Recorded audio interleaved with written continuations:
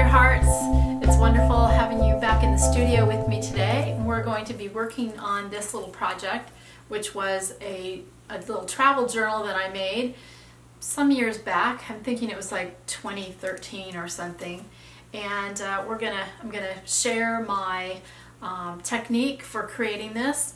It's an old-fashioned technique and it involves a little bit of sewing, but I think you're gonna really like it. And then I have a couple of other things to share with you too. In the coming weeks, we're going to be creating a little tiny mini journal. And I've been working on this. It's a brand new technique. Well, it's a different technique than this one, let's say that. He says pull it up because I'm not doing it correctly. So here we go. And so it's a little tiny thing. It's going to be really fun. So I'm looking forward to that. And one other thing I wanted to tell you was when we did this, which is about a year ago now, when we first started filming, my intention was to do this once a week.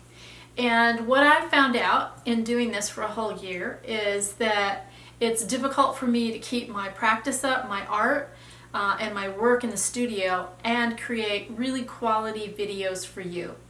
So unless I'm creating and working and playing and experimenting, I won't have anything to share with you. So I don't know exactly when we're going to have new videos, but we will, and we will keep filming them, and we're enjoying it. We love it. So hang in there because we'll be back.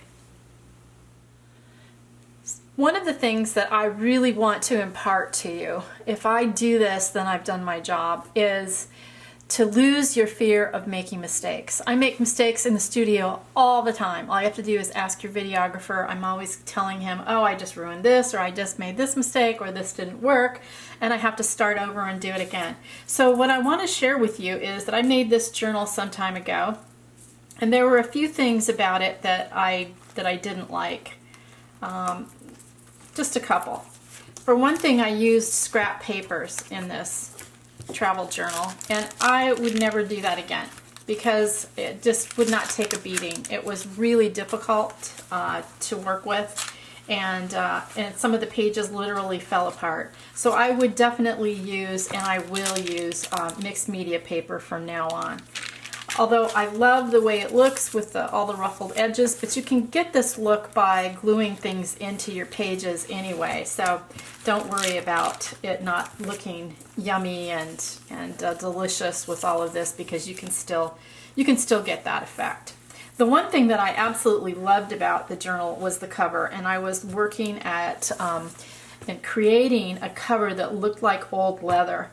And I have to say, with time, it has really weathered, and I just banged this up and threw this around and worked in it day after day, and then even when I came home, I worked in it some more. So it's really worn on the edges, which I particularly love.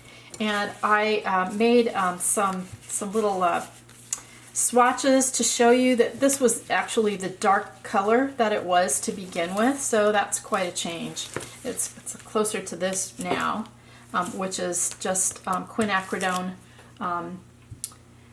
This is sienna brown, but quinacridone, oh sorry, I'm out of the frame now. Okay, yeah, quinacridone nickel azo gold.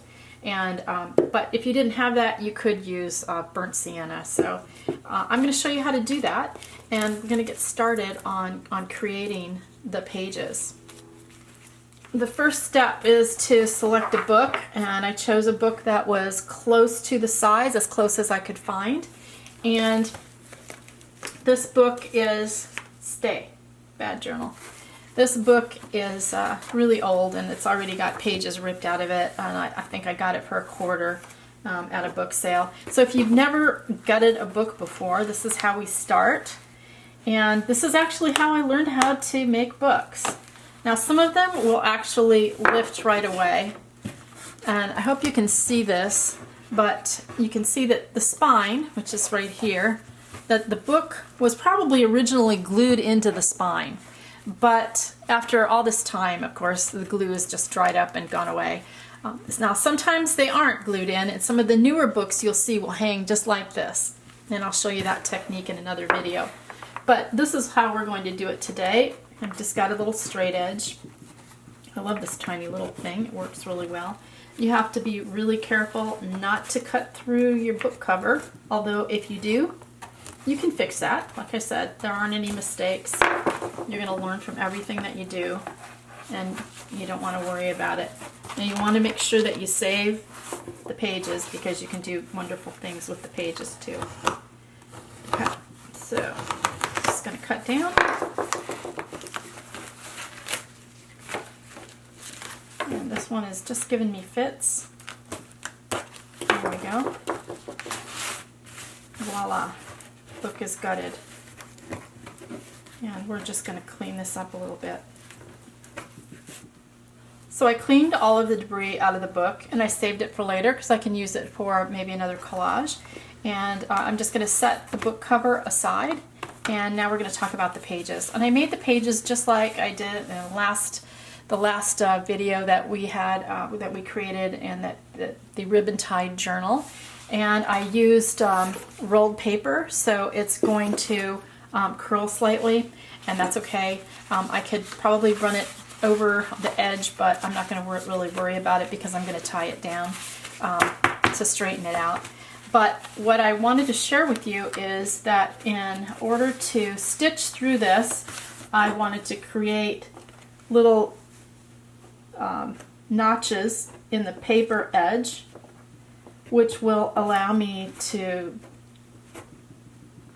put my awl through just slightly easier, and it marks all the pages. So I used a ruler to determine where I wanted to stitch. I knew I wanted 4 stitches,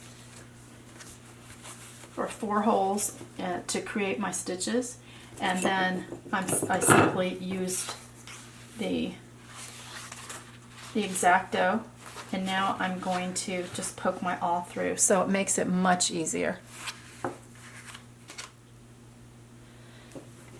You're going to stitch your signatures into cloth, and what I'm using is muslin, just plain old muslin. It's one of my favorite things in the studio to have. Just go to the fabric store, buy a yard of muslin, then you've got it in the studio and you can make all kinds of projects with it. So I have everything punched. It's all ready to go, and I'm just going to put it in my little book for right now. What I did was I cut a piece of muslin and I ironed it, and I used a fabric sizing on it so that it would give it a little stiff texture, because I didn't want it all wrinkled and flopping around. And so what I did was I measured it on the book, because I want a selvage edge, because you're going to actually glue this into the book. So I wanted to see where my signatures have to be stitched, and they have to be stitched in between these 2 lines. So I used a pencil and just drew where the lines are on the book to make sure that I get my signatures within this area, and then I'm going to glue it into the book. So I'm going to start stitching these in and show you how to do that.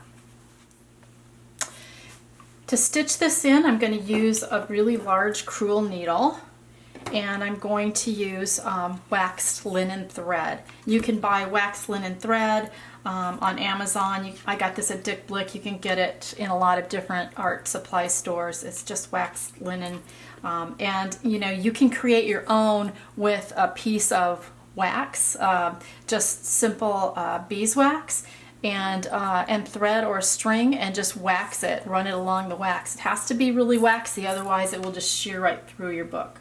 So to measure this, I'm going to just do 1 arm length, which is usually enough. You want to make sure you have plenty. So I just measured that from my fingers all the way to my shoulder.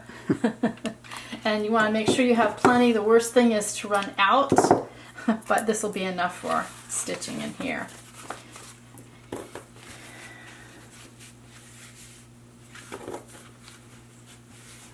Okay, so I'm just going to pull this over just to make sure that I have my guide.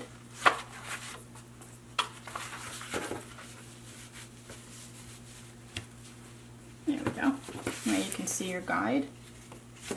And you want it to be fairly close to the line, not too far away.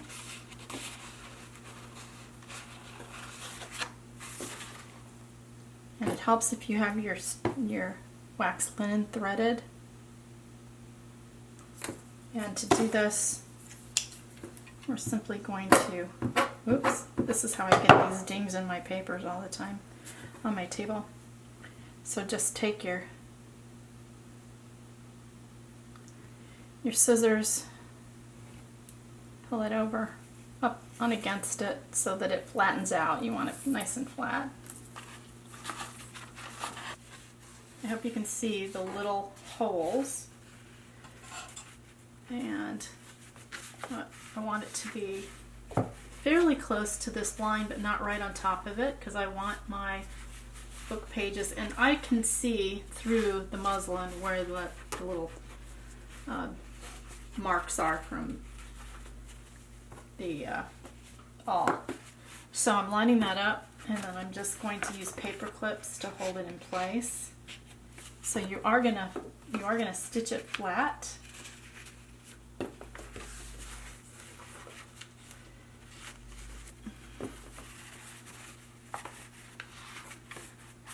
And then I want to stitch from the inside out, and that is where my knot is going to be.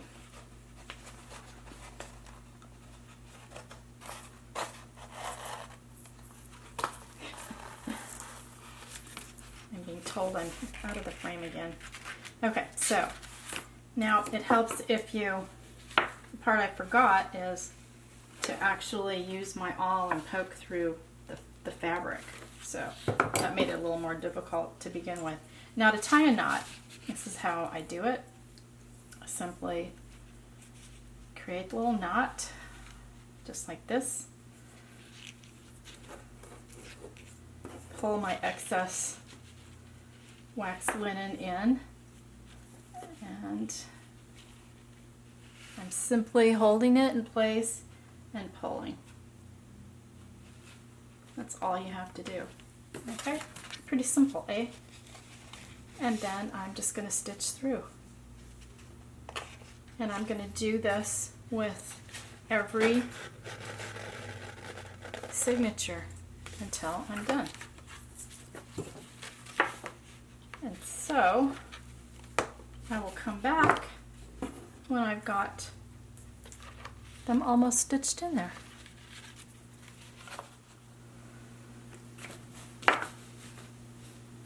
Alrighty, now you can see that I've got all my stitches in, and I've got one more to take, and all I did was I kept lining up the pages as close to each other as possible to try to keep them in some kind of uniform distance in between the two lines. And then this last stitch I'm going to put through. This goes inside the book, and I'll show you how I finish this. Like I showed you the first one, the starting one. This one, the ending one, is a little bit different. To make the knot, you're simply going to put your linen through to create the knot, and then take your needle and hold it down against the book and pull on the thread on the linen till you get a tight knot. And that's how you do it. And then we're going to cut that off. You can cut them much shorter if you want to, but basically you have them all stitched in. Yeah, purses. There we go. Okay, so now you have the inside of your book. And we're going to set this aside, and we're going to work on the cover. Time to work on the cover. And the cover is made with Tyvek. And Tyvek is nylon reinforced, so it's a wonderful, durable, creative material that you can use in the studio. And of course, I just use priority mailing envelopes. It's just an old one that I had, and you want to get them so that you can play with them. And we're going to mix quinacridone nickel azo gold and walnut ink crystals together to paint and to create this wonderful leathered effect for your book. And I'm going to show you how to do that in just a second.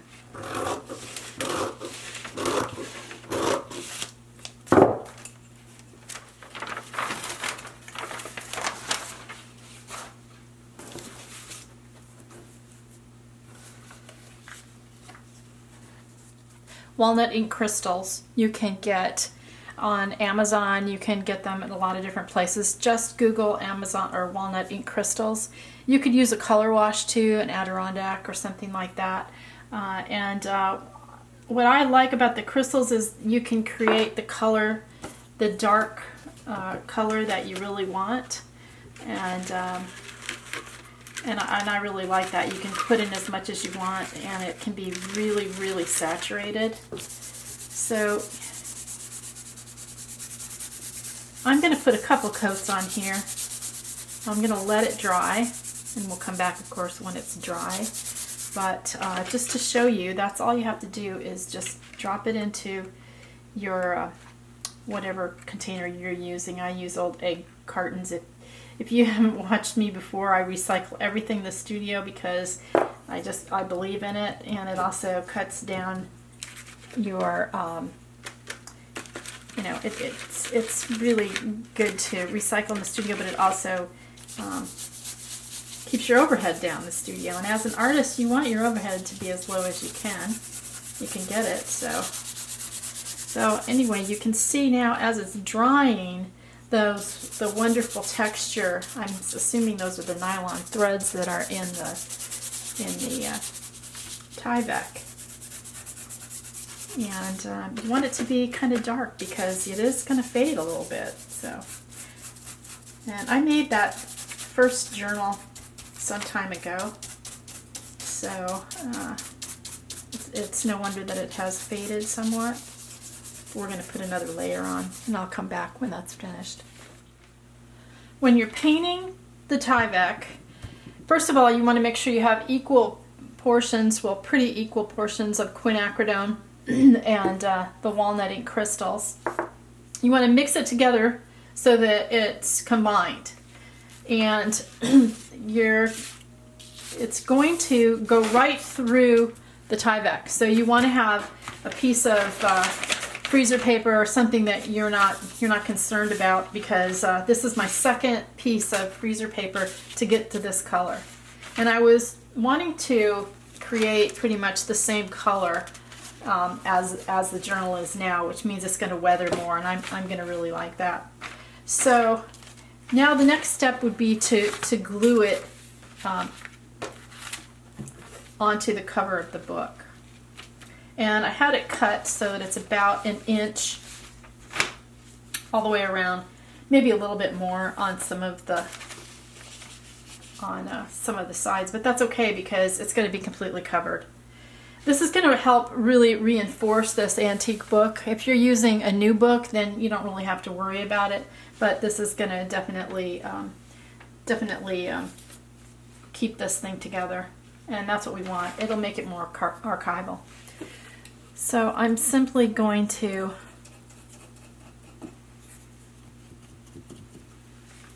lift my book cover up. I have it placed where pretty much I want it, and I'm going to glue the spine down and then glue the side. And as you can see, you want it to be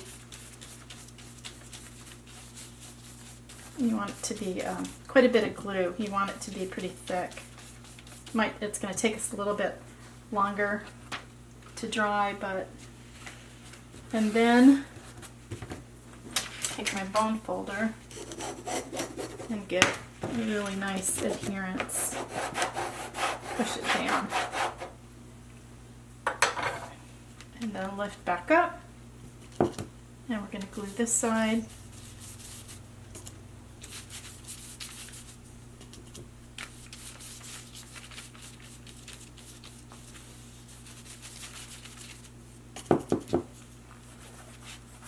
I'm going to put a little on the front of the book too. Yeah. Need my gloves. I don't know what I do with my gloves.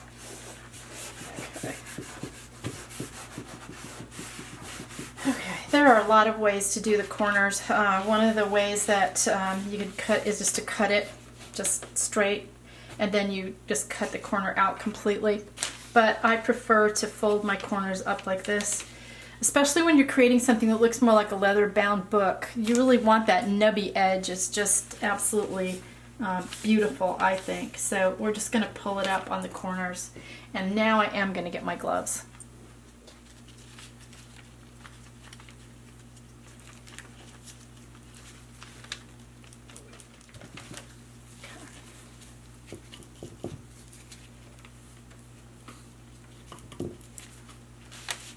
Okay, here we go.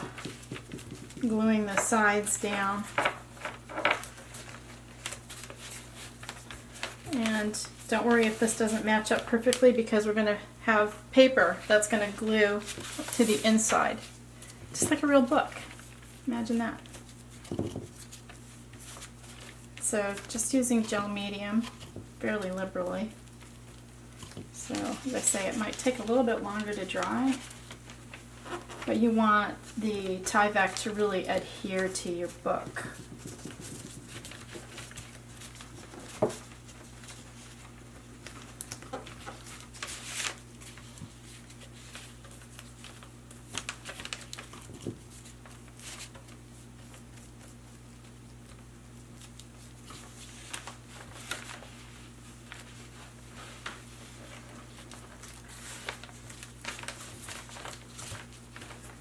Okay, I'm just pushing this against the book, and I'm just making sure that everything is sealed.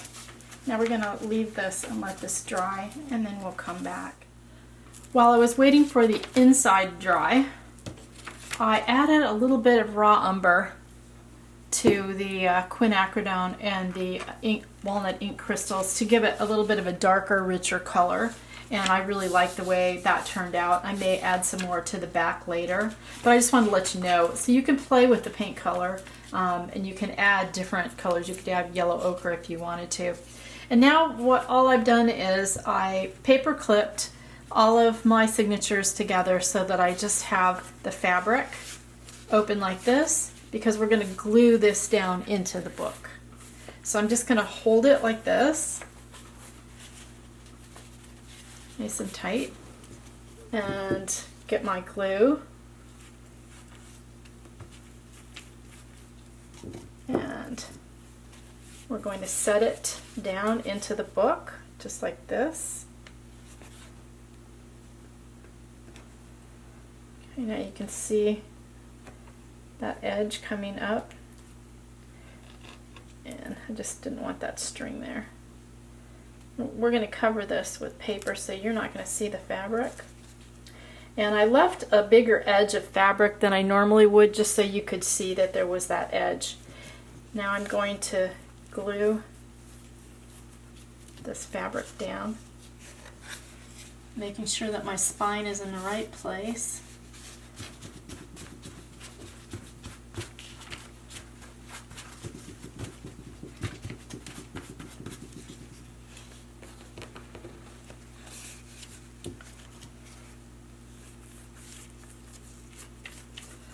Now, bookmaking is not the easiest process in the world, and I have to say I am not a master bookmaker by any stretch of the means. I make books for myself. They're art books, and they're not measured, they're not perfect, they're just for my own personal enjoyment.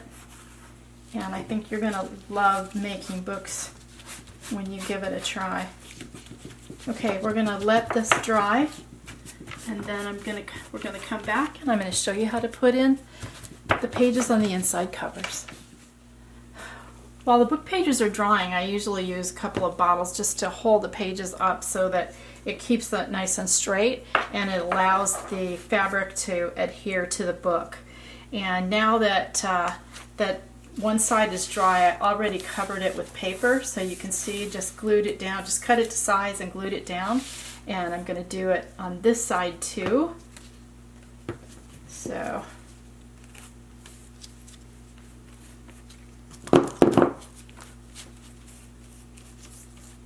I'll get this all glued down and we'll come right back. So our little book is finished, and as you know, once I paint these pages, they're going to straighten out. And I really like the way it came out. It came out really close to this one.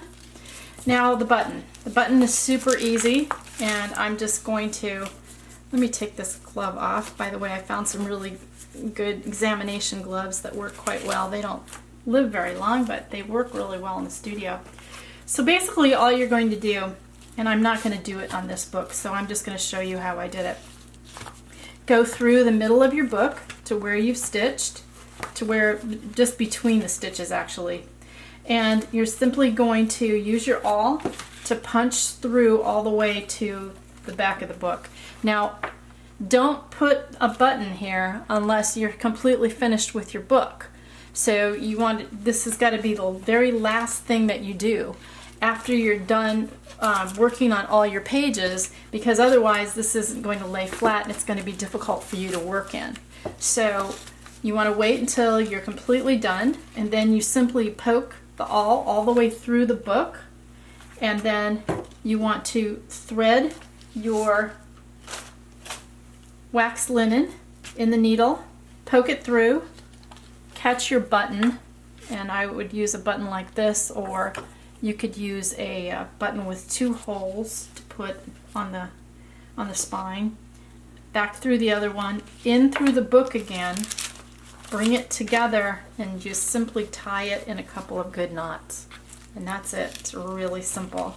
And then you have your button tie all ready to go.